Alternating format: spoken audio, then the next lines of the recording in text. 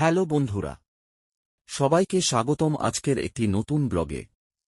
আজকে আমরা চলে এসেছি ভারতের অন্যতম ঐতিহ্যবাহী ও পবিত্র নদী গঙ্গা নদীর তীরে।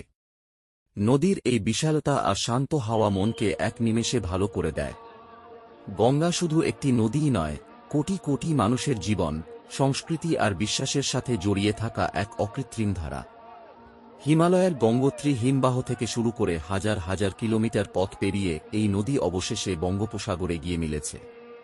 এর প্রতিটি ঘাটে ছড়িয়ে রয়েছে শত বছরের ইতিহাস।